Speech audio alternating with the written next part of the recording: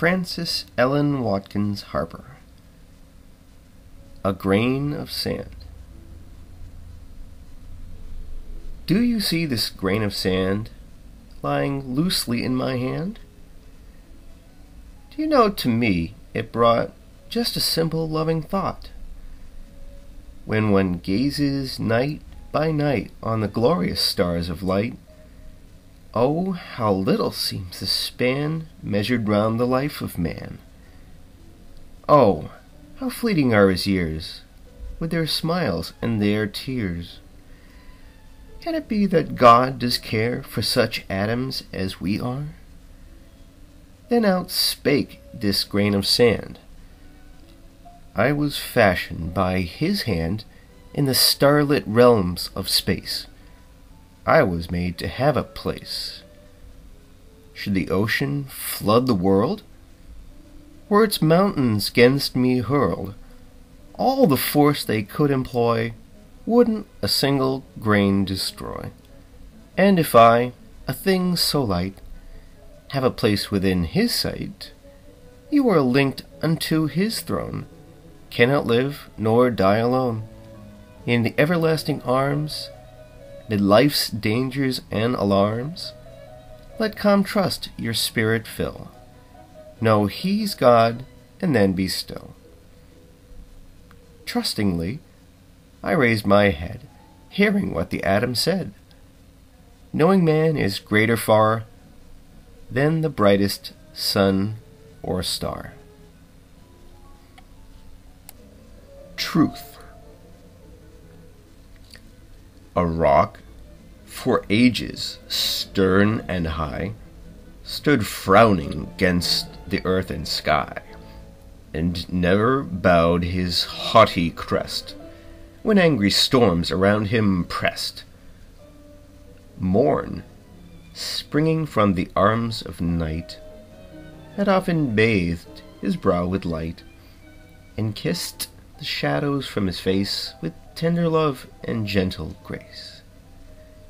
Day, pausing at the gates of rest, smiled on him from the distant west, and from her throne the dark-browed night threw round his path her softest light.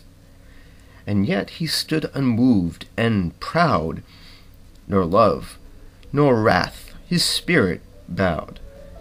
He bared his brow to every blast, and scorned the tempest as it passed.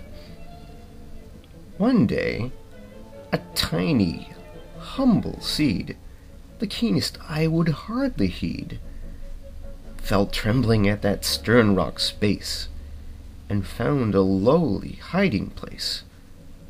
A ray of light and a drop of dew came with a message kind and true.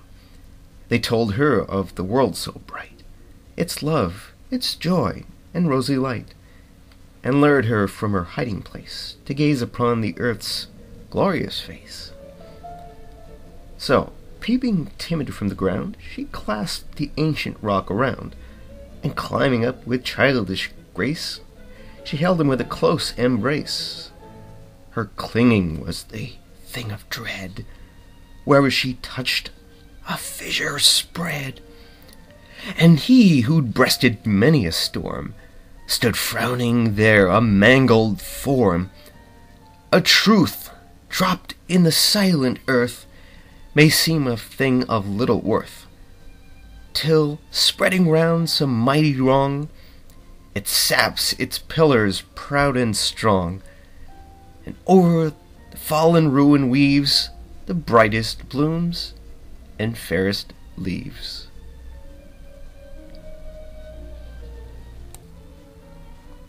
Alright, thank you. Hope you liked that.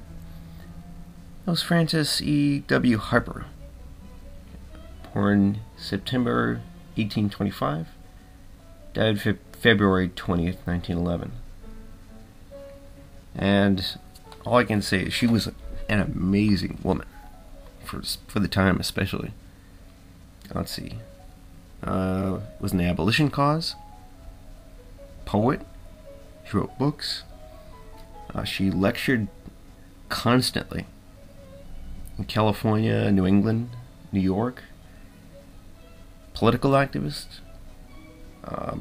Fought for women's rights, right for women to vote. So all around, she is amazing.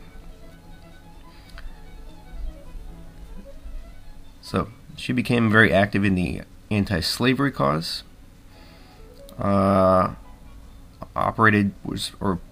Participated in the Underground Railroad to help slaves get free. And at 29, she went the anti-slavery lecture circuit. And I'll just read a little newspaper account of her speech. She spoke for nearly an hour and a half, her subject being the mission of the war and the demands of the colored race in the work of Reconstruction. And we have seldom seen an audience more attentive, better pleased, or more enthusiastic. Mrs. Harper has a splendid articulation, uses chaste, pure language, has a pleasant voice, and allows no one to tire of hearing her. One cannot feel, while listening to the recital of the wrongs inflicted upon her race, and to her fervent and eloquent appeals in their behalf, that hers is a heavenly mission. But the main thing was poetry and writing, of which you heard 2 examples, and I do hope you go out and find her work and read it. When Israel was in Egypt's land, let my people go, oppressed so hard they could not stand, let my people go down, Moses, way down in Egypt's land, tell old Pharaoh, let my people go.